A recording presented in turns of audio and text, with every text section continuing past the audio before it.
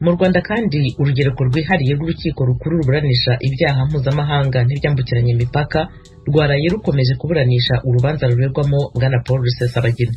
Ejo ubushinjacyaha bwatangiye gusobanura ibyaha burega Rusesabagina. Mugenzi wacu Asumta Kaboyi abahinkuru. Nubwo uregwa yamaze gutangaza ko atazongera kwitaba urukiko, niwe umucamanza yahereyeho asobanura ko yahawe ubutumwa bwanditse n'umuyobozi wa gereza ya Mageragere buvuga ko Rusesabagina yanze gusinya ku rupapuro rwamutumizaga kuza kuburana. Ubushinjacyaha bwavuze ko burega Paul Rusesabagina ibyaha 9 birimo kurema umutwe w'ingabo, kuba mu mutwe w'iterabwoba no kuwutera inkunga, kandi bumurega ubwicanyi n'ubujura bwitwaje intwaro. Ibi byaha bishinjwa Paul Rusesabagina bishingiye ahanini ku byakozwe n'abarwanyi b'umutwe wa FRN aregwa kuba umwe mu bawushinze. Ubushinjacyaha bwavuze ko hari ibitero byagabwe mu majyepfo y'u Rwanda mu mpera z'umwaka wa 2018 bigahitana abaturage bakangiza n'ibyabo. Ubushinjacyaha kandi bwasobanuye ko ibikorwa bya MLCD FRN birimo n'ibitero byagabwe mu bice bitandukanye ndetse bikagirirwa ku baturage, byerekana ko hari hagambiriwe guca igikuba mu baturage no guhatira FPR kwemera imishyikirano. Ubushinjacyaha bwagaragaje bimwe mu bimenyetso byerekana uruhare rwa Rusesabagina mu ishingwa rya MLCD n'ishyirwaho ry'ingabo za FRN, harimo video iri kuri YouTube ivuga ko Rusesabagina yiyemereye ubwe ibitero byinshi abantu ku butaka bw'u Rwanda, kandi agasobanura uko byagenze. Ubushinjacyaha bwakomeje buvuga ko mu nyandiko mvugo ya Rusesabagina yo ku itariki ya 31 z'ukwezi kwa 8 umwaka ushize, Rusesabagina yemeye ko yakoze ubuvugizi bwo gutera inkunga MLCD FRN. Umushinjacyaha yabwiye urukiko ko uburyo MLCD FRN yashinzwe, uruhare Rusesabagina yabigizemo n'ibikorwa bye bishimangira nta gushidikanya ko yabaye muri uwo mutwe w'iterabwoba.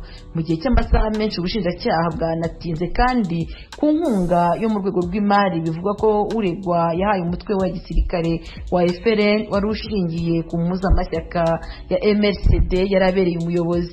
Mu bihe bitandukanye ubushinjacyaha bwavuze ko Rusesabagina yohereje ubwe amafaranga agenewe abayobozi b'umutwe wa FRN, hakaba n'andi yatanzwe n'umunyakigega we Eric Munyemana, ndetse ubushinjacyaha bwanavuze ko hari nayoherezwaga n'umugore wa Rusesabagina. Ubushinjacyaha bwasobanuye ko Rusesabagina ari mu bugenzacyaha yavuze ko yatanze 20,000 by'amayero yo gushyigikira FRN.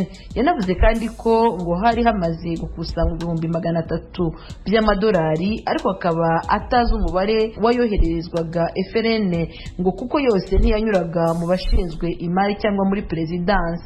Ubushinjacyaha bwumvikanisha ko Rusesabagina Paul yavuze ko amafaranga yamaraga gukusanywa yahabwaga Munyemana Eric wari umubitsi, akaba ari ugena uko akoreshwa. Ubushinjacyaha bwanongeyeho ko ukwiregura kwa Rusesabagina kwerekana ko yateraga inkunga umutwe w'ingabo utemewe wa FRN. Ubushinjacyaha bwanagaragaje ko hari inyandiko igaragaza ko umugore wa Rusesabagina yohereje amayeri 1,000 umuntu wo mu birwa bya Komore agahabwa Nsabimana Kariste Sankara nk'uko byanemewe na Rusesabagina. Ubushinjacyaha bwavuze ko ubwo Sankara yabazwaga kuri aya mafaranga yasobanuye ko amafaranga yahawe ari ayo yari yasabye nka tike kuko yashakaga kuva muri Komora akajya muri Afurika y'Epfo, ngo kuko yari afite impungenge z'ubuzima bwe.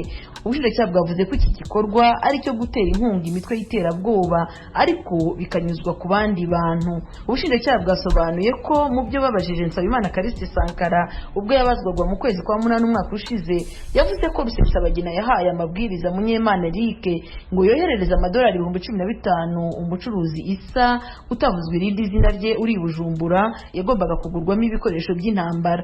Yanasobanuye ko hari amadolari 6,000 yatanzwe na Rusesabagina agahabwa General Irategeka, ndetse ngo niyo yakoreshejwe ubwo Nsengimana Herman n'abandi basore 30 berekezaga mu mashyamba ya Kongo. Nsengimana Herman nawe yavuzweho n'ubushinjacyaha kuri uyu wa gatatu butangaza ko bumurega ibyaha 2 birimo kuri mu mutwe w'ingabo utemewe cyangwa kuwujyamo no kuba mu mutwe w'iterabwoba. Nsengimana Herman wari usigaye ari we muvugizi wa FRN nyuma y'ifatwa rya Nsabimana, anashinjwa kuba yarinjije abantu mu mutwe w'ingabo za FRN. Ubushinjacyaha bwavuze ko inshingano z'ubuvugizi zikomeye mu iterabwoba kuko amagambo avugwa aho imbaraga abarwanyi ndetse agace igikuba mu baturage.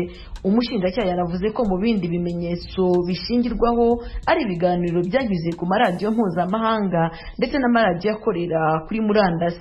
Ubushinjacyaha busobanura ko mu ibazwa rye Nsengimana yumvishijwe ayo majwi ndetse yemera ko araye kandi ari we wabitanze muri icyo gihe yari muri Repubulika ya Demokarasi ya Kongo. Urukiko rurakomeza kuri uyu wa kane ubushinjacyaha bukomeza gutanga ibisobanuro ku byaha burega Paul Rusesabagina. Assumpta Kaboyi, Ijwi ry'Amerika, i Kigali. Tukiri ku makuru y'ubutabera, umushingamateka Fabien Banshiryanino utavuga rumwe na leta y'u Burundi yashyizwe mu cyumba gihanitse cy'ihaniro cya wenyine muri gereza nkuru Mpimba cellule d'isolement i Bujumbura. Banshiryanino yazize kuba yaherukaga gushyira ahabona urwandiko rwerekana uburyo abafungiye muri iyo gereza bahohoterwa. Ibindi turabibwirwa na mugenzi wacu Pierre Claver Niyonkuru uri Kigali mu Rwanda. Umushingamateka Fabien Banshiryanino atavuga rumwe na leta y'u Burundi yarashizwe mu cumba gihanitse cihaniro ca wenyene mwibohero rikuru rya Mpimba cellule d'isolement mu gifaransa ku munsi wa mbere w'iyindwi. Intandaro y'ico gihano n'urwandiko yashikirije itariki 22 z'ukwezi kwa gatatu. Ubwo rwandiko Ijwi ry'Amerika ryashoboye kuronka ikopi yaruteye ku mukono ari muri iryo bohero nyene afungiwemwo kuva mu kwezi kw'icumi umwaka uheze. Banshiryanino yagirizwa icyaha cyo gushaka guhungabanya umutekano w'igihugu no kugarariza inzego. Byose byatanguye mu ntango z'umwaka uheze aho Banshiryanino wenyene yiyamiriza impamba itekererwa umukuru w'igihugu arangije ikiringo ciwe yagira ihabwe uwahoze ari umukuru w'igihugu nyakwigendera Petero Nkurunziza. Aho niho havuye icyaha yagirizwa cyo gushaka guhungabanya umutekano w'igihugu ciyongereye ko ukugarariza inzego.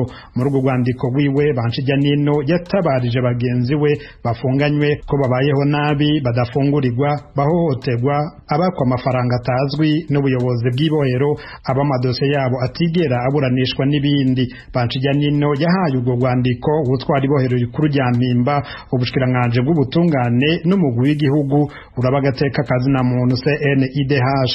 Atanindwi imwe iheze ubwo rwandiko rusohotse Banshiryanino yaciye ashigwa mu kumba ka wenyene kihaniro.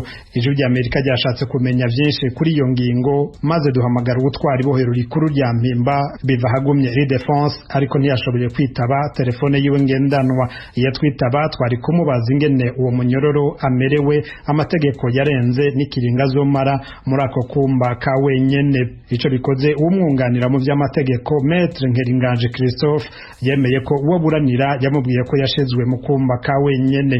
Uwo munyamategeko avuga ko ari hohoterwa rikabije ririko rikorerwa uwo buranira, asaba ko amategeko yo kubahirizwa agafungirwa aho abandi bari kuko kuri we bibangamira amagara yiwe na nyarija asanzwe agwaye n'ingwara imusaba gufata imiti imisi yose kubera ingwara y'igisukari diabete. Aha Ijwi ry'Amerika ryandikiye ubutumwa bugufi bwa message kuri telefone ubutwara ibohero rikuru rya Mpimba biva hagumye Defense kugira ngo agire ico abivuze ko, ariko naco yatwishuye. Gusa umuryango wa Fabiano Banshiryanino uramutabariza. Uyu numwe mu bagize umuryango wiwe yabwiye Ijwi ry'Amerika ko ingingo yafashwe ariyo kumusenzikariza ubuzima mu gihe amagara mu kitse. Situation arimo iraduteye umutima uhagaze kubera ntitumenya ko ishoboye gufungura, ko ishoboye kuronka umuti, ko ishoboye kuronka ico yifuka. Ahantu ari ntabwo hameze nabi cyane, ngo hari imyunyu myinshi ntihabona imbeho. Rero n'ivyo bigwara vyiwe ukumuhohotera kandi ashobora no gukurayo ibindi bigwara. Nuko n'ushatse kumugirira nabi byoroshe cyane kuko hinjura ubushatse amasaha yose ashakiye ari wenyine, abandi banyororo ntibamubona, nta n'uwo mutabariza hagize icaba. Ku munsi wa mbere w'indwi utwara umugwi w'igihugu wigenguje rugateka kazina muntu yarishikiye mu ibohero rikuru rya Mpimba ku Muraba. Avuyeyo Vinyine Muraba yavuze ko ari bisanzwe ko umufungwa ahabwa ibindi bihano mu gihe yakoze amakosa asanzwe afunzwe. Gusa yongeye ko ati nimba ariko arahohoterwa ubuzima ubu ntavyo no kwemeza canke ngo mpakane. Umwe mu banyororo ari mu Mpimba yabwiye Ijwi ry'Amerika ingene ahafungiwe Fabiano Banshiryanino hameze. Yagize ati nakumba gato yakadeshika ni metero katarimwo amatara, nta kazu kasugumwe ako kumba gafise, ntaco kuryama kuryama ko canke ico kwifuka kiriyo. Yemerewe guhabwa imfungurwa rimwe mu minsi ibiri, nta n'umubona, nta n'umushira imiti yiwe. Urunani Kavibe rw'abashingwamanza bakurikirana ivyaha bihanwa n'amasentare mpuzamakungu rubona ko ahubwo uwo yabaye umushingamateka kuva mu mwaka w'ibihumbi 2015 gushika mu mwaka uheze yarakwiye gushimirwa kuko yatabarije abagenzi we. Maître Gustave Niyonzima kuri mikro y'Ijwi ry'Amerika. We yanditse ikete aho yavuga ati hari abantu bafatwa nabi birirwa barakubagugwa bakabashira muri iyo izoroma ahantu habonyene ku buryo bavuyeyo bagira ingwara zivuye mu mutwe canke ku mubiri wabo vy'ubumuga. Avugira abandi akababera imbere agaca bihobwa bidaciye mu mategeko, ahubwo yariko bishimirwako bakagira amatohoza bakaraba ko ivyo bintu ari vyo, kandi amategeko mpanavyaha atategekanya ico caha. Rero iyo CNDH nayo yarijejwe kuvugira abanyagihugu. Tuca tubona ko ari igishusho kiri mu kwaha kwa pouvoir exécutif, impartialité ntayirimwo, nta neutralité.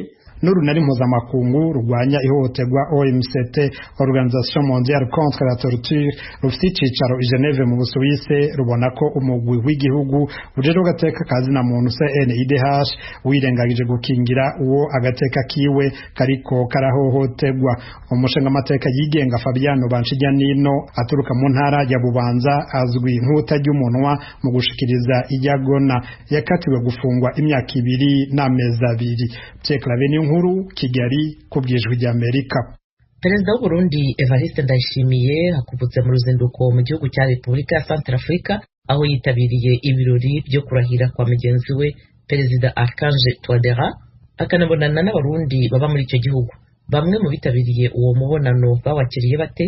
Mugenzi wacu Frederic Nkundikije yaganiriye n'umwe muri abo, Ambasaderi Adolphe Nahayo userukira umuryango CEC w'ubukungu bw'ibihugu byo muri Afrika yo hagati.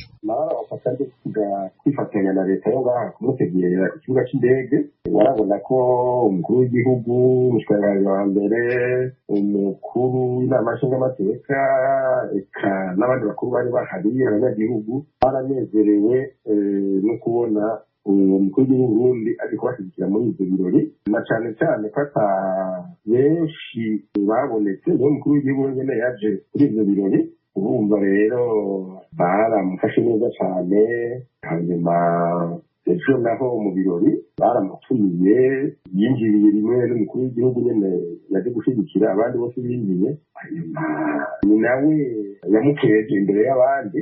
Hanyuma n'igihe ageze kuja kwizina umusatsi bari bicaranye begeranye, ukaba urabona kabisa ko ari ibintu afite ikibanza cy'iteka. Nk'uko mubivuze, kuva ku kibanza c'indege gushika n'igihe yaja mu birori, ikiringo ca kabiri ca Perezida Faustin Archange Touadera vyaribonekeje ko yaracungewe cane rwose n'abasirikare b'u Burundi bo mu rwego rwa Special Forces. Ivyo mubiha isiguro nki abasirikare b'igihugu ca Repubulika ya Centrafrica ntibashobora gucungira umutekano wiwe?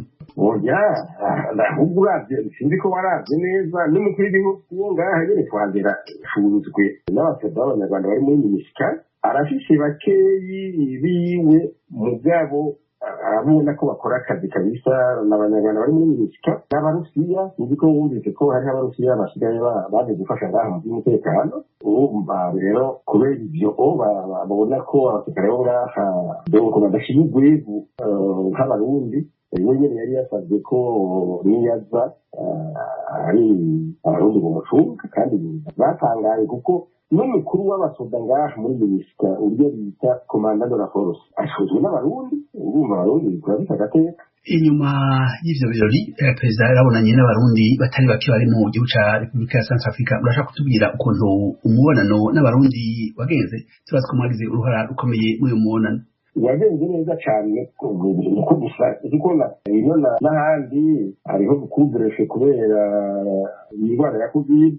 Twaramaranye isaha n'igice, hanyuma baramutuye ingorane zimwe urabona kera abarundi baza ngaha muri Central Africa kaziza basabye mugabo ngo hariho ngira ngo abarundi batari babizi neza bakora ku mbibe kuri aeroport baratse amafaranga utonga muri Central Africa y'Uburundi umenye yari umukuru hamashitino aravuga ngo bazosubize mu ndumane ikonomista hanyuma baranamubwira yuko byoba byiza kubera ko Uburundi bwakayekana ngaha muri Central Africa kubera abasoda kubera n'abasivili baza gukora muri bijya bita ONG ko hari hakwiye ko Uburundi buronka umuntu abishirikira ngaha naho atokwitwa ambasaderi mugabo hakaba umukozi umerewe turabikigira ambasaderi zimba kugira ngo mu gihe abarundi bagize ingorane baronke ubu bitunga kandi no mu gihe abarundi boshaka kuza nk'abagize akenga boshaka kuza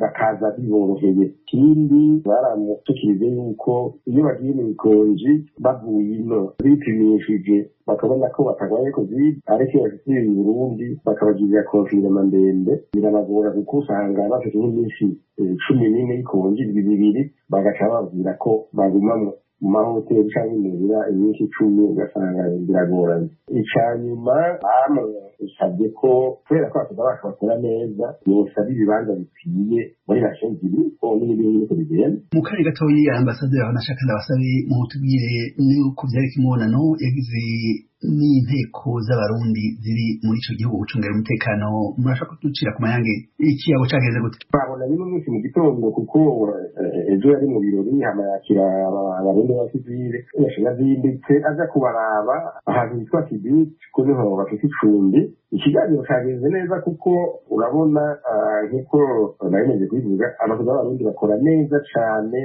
bose abantu bino bose barabizi mugabo urumva urugamba rwaba ari urugamba kwezi kwa 12 igihe abarodere batera abarundi barabasubiza inyuma mugabo baravuze abasoda batatu yari yagiye kubashigikira abashimira ingene bakora mugabo yabashigikira agira ati akagiye kukagenda murabandanya muhagarira Uburundi neza hanyuma ati natwe twasubira inyuma tubwira abarundi ko twababonye ko mukomeye Ambasaderi Adolphe Nahayo murakoze cyane gose ku kanya mwahaye radio Ijwi ry'Amerika namwe murakoze murumva radio Ijwi ry'Amerika i Washington DC mu Kirundi no mu Kinyarwanda amakuru n'ibiganiro by'Ijwi ry'Amerika murabisanga kuri internet kuri wa3.radio.com kuri Facebook na Twitter muradusanga kuri VOA radio yacu Nshuti mwarimo duteze amatwi aha niho dusoreje amakuru n'ibiganiro byo muri iki gitondo ariko tunabaradikira ibiganiro byacu bitaha tubashimiye rero ko mwahisemo gukurikira radio yanyu Ijwi ry'Amerika